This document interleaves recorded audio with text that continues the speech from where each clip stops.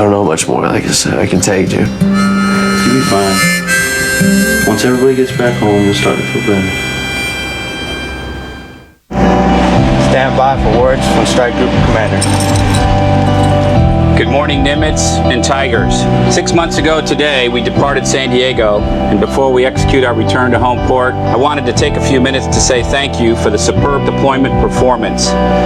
By any measure, you've gotten the job done magnificently. The military is not for everybody. I mean, I don't think it'll ever be for everybody. Some people just can't adhere to the regiment. Some can't follow the rules. But for those few that can stick it out, I mean, it's an incredible adventure. It's a wonderful experience, and there is nothing even comparable to it in the civilian side. No one ever really knows for sure what they want to be or what they want to do for the rest of their life. But with the military, you're always going to have a paycheck, you're always going to have a place to stay, you're always going to have the family relationship with your shipmates or whoever. I've loved my time in the Navy for the most part, and I've gotten a ridiculous amount of opportunities. They sent me to rehab and cleaned me up. They gave me laser eye surgery. They've given me experience in the profession that I love. They're going to be paying for my college. Whereas I'm probably going to be a drug addict and I still wear glasses. But yeah, they're still paying for my college. It's cool. Every single one of you is important to the team and the team effort here in the Nimitz Strike Group and here on board Nimitz. It takes a team to steam over 57,000 miles safely. It takes a team to cook, serve, and clean up 2.42 million meals safely and well. I went back to the recruiter. I said, what the hell did you do to me? He said, what? I said, you made it seem as if the Navy was all fine and dandy. I'm gonna go here, I'm gonna go ahead and go to work, come home, work 6-7 hours. I said, I went to boot camp and got yelled at, chastised. I had to do push-ups, sit-ups. I don't even know how to do none of them exercises. And he was just laughing. And I'm getting mad, like, why are you laughing? Like, I really wanted to punch him. He was like, well, I told you all this before. He said, I actually helped you whether you realize it or not. And he was like, what would you be doing now if you didn't go to boot camp? I said, probably be at my friend's house right now, chilling.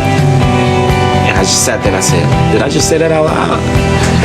And he just looked at me like, see what I mean? I said, you probably be smoking or something. I looked at him like, I don't smoke. And he said, you'll probably be smoking or something. And I thought about it when I came back from boot camp, went to my friend's house. They were sitting there smoking weed. And I just had to leave. It's like, you know what, you're right. We completed our mission in the Arabian Gulf. We flew 1,167 sorties over 6,100 hours in the air in support of Operation Iraqi Freedom. Ultimately, history will be the judge of our efforts there, but I look forward to the day when the Iraqi people will enjoy freedom and security under a democratic system. When that happens, you will have been a significant part of all of it. For over 200 years, Americans have fought and died for the freedoms that we all enjoy. You are now a part of that, too. And as you return to your friends and loved ones over the next couple of days, count your blessings as Americans. And we should also count our blessings that other Americans are now out there standing the watch to protect us while we're at home with our families.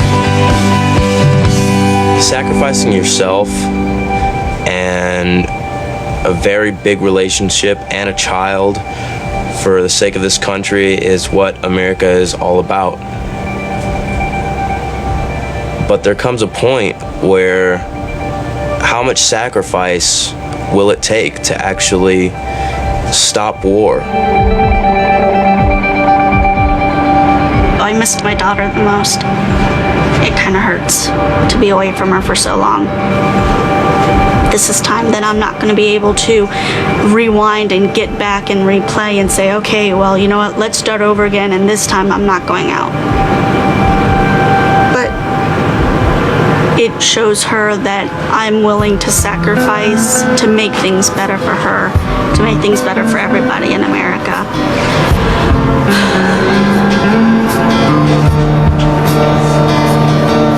It's tough being out here.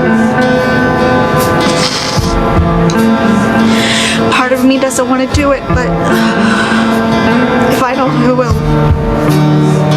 I have seen peace, I have seen pain, resting on the shoulders of your name. Do you see the truth through all their lies? Do you see the world through troubled eyes? And if you want to talk about it once again, on you I depend. I'll cry. Not just me, a whole bunch of them, like 5,000 people made it. You're a friend. You and I have lived through many things. I hold on to your heart. I wouldn't cry for anything. I've never been so happy to see land in my life. But don't go tear your life apart. I have seen fear, I have seen faith, seen the look of anger on your face. And if you want to talk about what will be, come and sit with me and cry.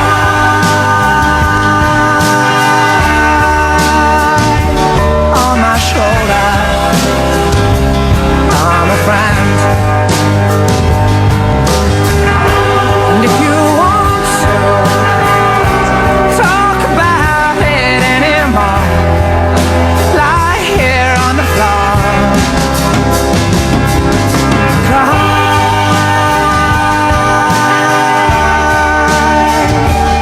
On my shoulder once again.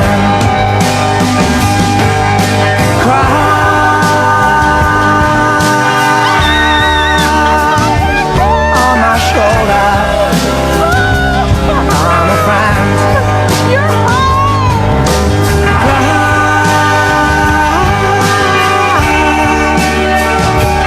On my shoulder, I'm a friend.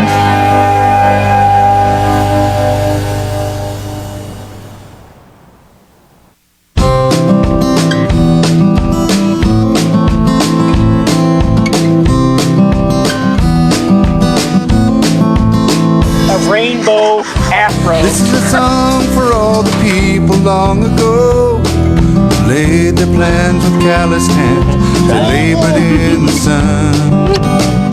And this is a song for all the children who don't know that they will pay the cost and bear the cross. Things we've left undone. You're on a ship. How stressful was that? Doesn't seem to matter how you try. When a moment's all it takes. Damn, boy. For the dream to pass you by.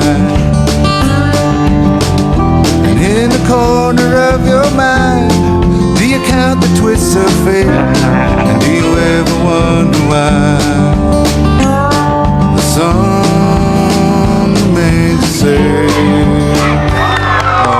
We're just taking a very short breather with our families, and then right back to business. The cycle starts all over again. We'll start back with workups and another deployment, a few months down the road. The song remains